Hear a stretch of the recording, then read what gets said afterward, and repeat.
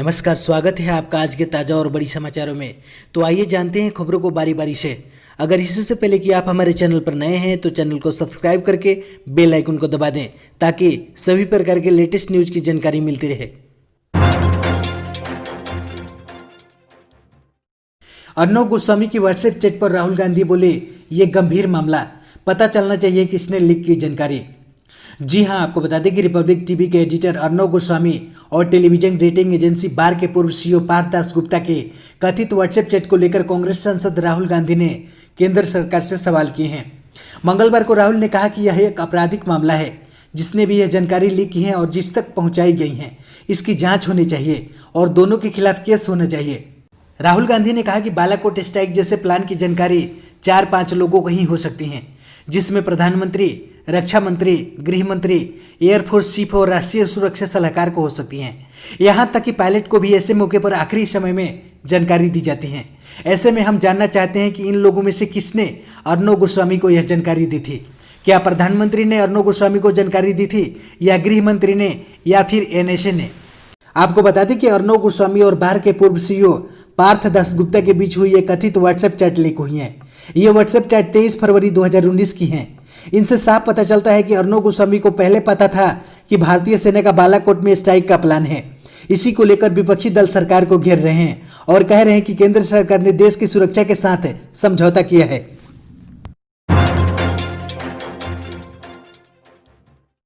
भारत सरकार ने व्हाट्सएप को लिखी चिट्ठी, प्राइवेसी पॉलिसी में बदलाव वापस लेने का दिया आदेश। जी हां, आपको बता दें कि भारत सरकार ने फेसबुक के स्वामित्व वाले लोकप्रिय इंस्टेंट मैसेजिंग ऐप व्हाट्सएप से अपनी मैसेजिंग ऐप की प्राइवेसी पॉलिसी में प्रस्तावित बदलावों को तुरंत वापस लेने का आदेश दिया है। भारत सरकार ने व्हाट्सएप को लिखे पत्र में कहा कि व्हाट्सएप की सेवा गोपनीय शर्तों में कोई भी एक तरफा बदलाव उचित और स्वीकार्य नहीं है। व्हाट्सएप के सीईओ विल्ड कैथार्ड को कड़े शब्दों में लिखे गए इस पत्र में electronic and information technology ministry ने कहा है कि पूरी दुनिया में व्हाट्सएप के सबसे ज़्यादा यूजर भारत में हैं और इसकी सेवाओं के लिए यह बहुत बड़ा बाजार है। पत्र में लिखा गया कि व्हाट्सएप की सेवा शर्तों और गोपनीयता नीति में प्रस्तावित बदलाव भारतीय नागरिकों की पसंद और स्वतंत्रता के लिए गंभीर चिंताएं पैदा करते हैं, इसलिए उन्हें वापस लेना चाहिए। मंत्रालय ने व्हाट्सएप से प्रस्तावित बदलाव को वापस लेने और अपना ध्यान सूचना गोपनीयता, चुनाव की स्वतंत्रता और डाटा सुरक्षा पर लगाने को कहा है। पत्र में कहा गया है कि भारतीय के साथ उचित सम्मान के साथ व्यवहार किया जाए। व्हाट्सएप की सेवा और गोपनीयता शर्तों में कोई भी अनुचित बदलाव स्वीकार्य नहीं किया जाएगा।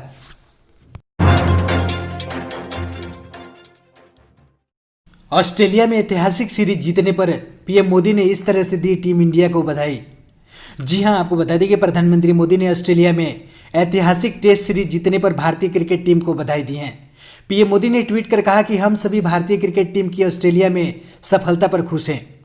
भारतीय क्रिकेट टीम ने लिस्बन के गाबा इंटरनेशनल स्टेडियम में खेले गए चौथे एवं आखिरी टेस्ट मैच में ऑस्ट्रेलिया को 3 विकेट से हरा दिया। भारत को जीतने के लिए 328 रनों का मुश्किल लक्ष्य मिला था, जो उसने मैच के आखिरी दिन मंगलवार को 7 विकेट खोकर आखिरी सत्र में हासिल कर लिया। गाबा में ऑस्ट्रेलिया को 32 साल बाद हार मिली है। पीएम मोदी ने ट्वीट कर लिखा कि हम सभी ऑस्ट्रेलिया में भारतीय क्रिकेट टीम की सफलता पर बहुत खुश हैं। उनकी ऊर्जा और जुनून पूरे खेल के दौरान दिखाई दे रहा था। उनका दृढ़ इरादा, उल्लेखनीय धैर्य और दृढ़ संकल्प भी नजर आया। टीम को बधाई और भविष्य के प्रयासों के लिए शुभकामनाएं दी हैं।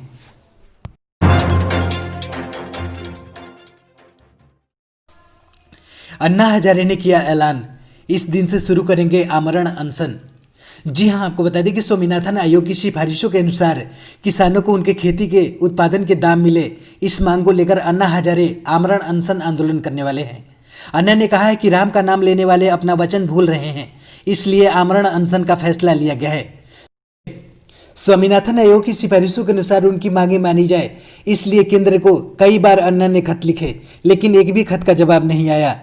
अन्ना ने बताया कि वो यह अनशन दिल्ली के रामलीला मैदान पर करना चाहते थे, जिसके इजाज़त के लिए उन्होंने कई खत लिखे, लेकिन कोई जवाब नहीं मिला। इसलिए वो अपने गांव रालेगढ़ सिद्धि में अन्ना ने आंदोलन का हथियार उठाने वाले हैं। किसानों की इन्हीं मांगों के लिए 30 जनवरी 2018 को अन्ना ने आंदोलन किया था। तब तत्कालीन केंद्रीय कृषि मंत्री और मुख्यमंत्री देवेंद्र फडणवीस के साथ पीएमओ ने उनकी मांगे मानकर उस पर अमल करने को लेकर लिखित पत्र अन्ना के हाथों में थमाया था, लेकिन अभी तक मांगे नहीं मानी गई, जिसे लेकर अन्ना गुस्साए हैं।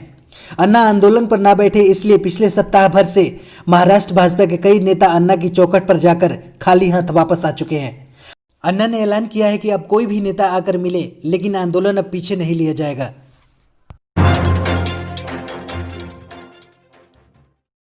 सीएम नीतीश बोले, जल्द होगा कैबिनेट विस्तार। जी हां, आपको बता दें कि कैबिनेट विस्तार पर बीजेपी और जेडीयू के बीच अब सहमति बन गई है। सीएम नीतीश कुमार से जब इसे लेकर सवाल पूछा गया तो उन्होंने कहा कि कैबिनेट विस्तार जल्द होगा। उप मुख्यमंत्री तारकिशोर प्रसाद व भाजपा के कई अन्य वरिष्ठ नेता इस मौके पर मौजूद थे। विधानसभा परिषद की 2 सीटों के लिए होने वाले उपचुनाव को लेकर भाजपा के शाहनवाज हुसैन और विकासशील इंसान पार्टी के अध्यक्ष मुकेश साहनी के नामांकन में पहुंचे नीतीश कुमार जब लौट रहे थे तो पत्रकारों ने उनसे मंत्रिमंडल विस्तार के बारे में पूछा। मुस्कुराते हुए सीएम ने कहा कि मंत्रिमंडल विस्तार जल्द हो जाएगा। संडे को देर शाम से यही चर्चा शुरू हो गई थी कि मंत्रिमंडल विस्तार को लेकर भाजपा और जेडीयू के बीच अब सहमति बन गई है। उप मुख्यमंत्री तारकिशोर प्रसाद व भाजपा के प्रदेश अध्यक्ष संजय जायसवाल ने मुख्यमंत्री आवास जाकर मुख्यमंत्री से भेंट की थी।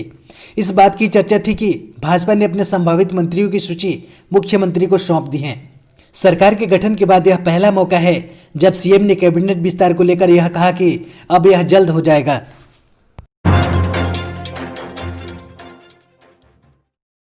बर्ड फ्लू के चलते 26 जनवरी तक बंद किया गया लाल किला। जी हां, आपको बता दें कि कोरोना महामारी के बीच देश में बर्ड फ्लू ने भी दस्तक दे दी है, जिसको देखते हुए ऐतिहासिक लाल किला को जनता के लिए 26 जनवरी तक के लिए बंद कर दिया गया है। मिली जानकारी के अनुसार स्मारक के परिसर के भीतर पाए गए मृत कौवे के शवों में H5N1 वायरस मिली है, जिनको बर्ड फ्लू टेस्ट के लिए लैब में भेजा गया था। दिल्ली सरकार के पशुपालन विभाग ने कहा कि पिछले सप्ताह लाल किले के परिसर में लगभग 15 मृत कौवे पाए गए थे, जिसके बाद उनके नमूने जालंधर पंजाब में उत्तरी क्षेत्रीय रोग निदान प्रयोगशाला में भेजे गए। उन्होंने कहा कि कम से कम नमूनों में से एक का परिणाम एवियन इन्फ्लुएंजा के लिए पॉजिटिव पाया गया है।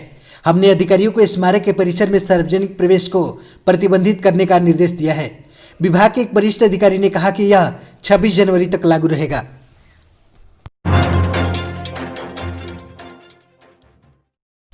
भारत बायोटेक ने दी चेतावनी, कहा इन हालातों में न लगवाए कोवैक्सीन का टीका।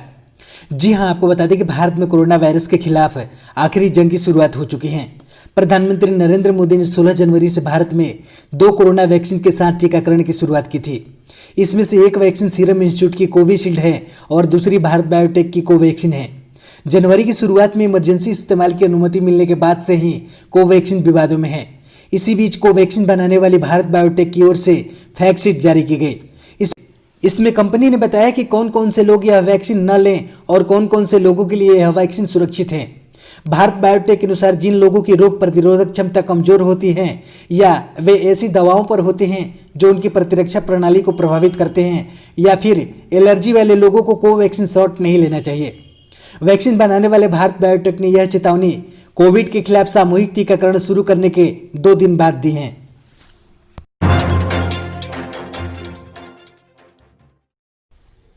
भारत में कोरोना के नए मामले गिरकर 10,000 के करीब, 8 महीने में सबसे कम मौतें। जी हां, आपको बता दें कि देश में कोरोना वायरस के मामलों में लगातार कमी देखी जा रही है। पिछले 24 घंटों में देश में कोरोना के 10,000 से कुछ ज़्यादा नए मामले दर्ज किए गए हैं। 11 जून के बाद यह पहली बार 24 घंटे में इतने कम नए मामले सामने आए हैं। 11 जून को 9,996 नए मामले रिपोर्ट किए गए थे। स्वास्थ्य मंत्रालय की ओर से जारी किए गए ताजा आंकड़ों के मुताबिक बीते 24 घंटे यानी एक दिन में 10,064 नए कोविड-19 के केस दर्ज होने के साथ ही संक्रमण के कुल मामलों की संख्या 1.058 करोड़ हो गए हैं। वहीं पिछले 24 घंटों में 137 मरीजों की इस वायरस की वजह से जान गई हैं। 23 मई के बाद एक दिन में सबसे कम मौतें रिपोर्ट हुई हैं। 23 मई को एक दिन में 137 मौत रिपोर्ट हुई थी। देश में अब तक वायरस की वजह से 1.52 लाख लोगों की मौत हो चुकी है।